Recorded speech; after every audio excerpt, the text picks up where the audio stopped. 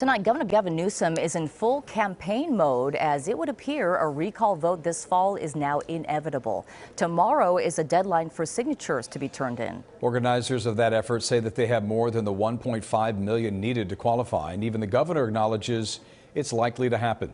KCAL9 political reporter Tom Waite is here now live with the governor's strategy to defeat this effort. Tom? Hi there, Jeff and Susie. Well, Newsom now appears to be gearing up for a fight. He says even though the recall is a waste of taxpayer money and time, he is confident voters will choose to keep him when all is said and done.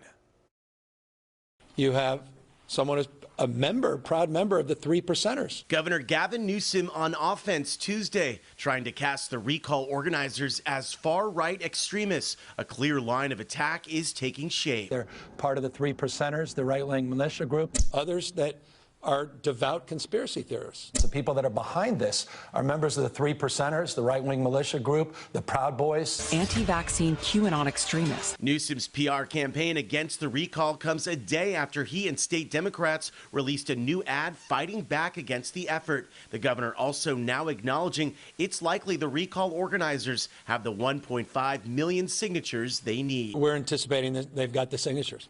Newsom was asked today what set off his plummeting approval ratings. Initially, he was given high marks by voters on his handling of the pandemic. Then came the middle of the summer and news that he dined with lobbyists at the ultra high-end restaurant French Laundry in Northern California while he was telling Californians not to gather. Restaurants were open in the vast majority of the state. That's neither here nor there. It was a mistake, and I should have gotten up and left when I sat down at that table, and there were too many people at the table. Now the question is, what will voters do? Loyola law professor and political analyst Jessica Levinson.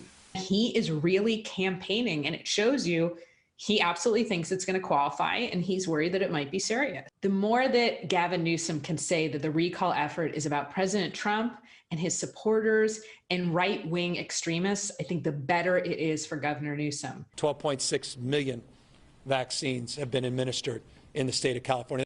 Newsom is also promoting his perceived accomplishments, not just vaccinations, but reopening the state. There's bright light at the end of the tunnel, but I'm deeply mindful and I'm deeply respectful to all the anxieties that people have felt. Republicans say Newsom wasn't mindful enough and took measures too extreme during the pandemic. How do we have a double unemployment versus the state of Florida? Mario Guerra is a member of the executive committee for the California GOP. You know, you're only starting to hear the defense of the recall in the last couple of days.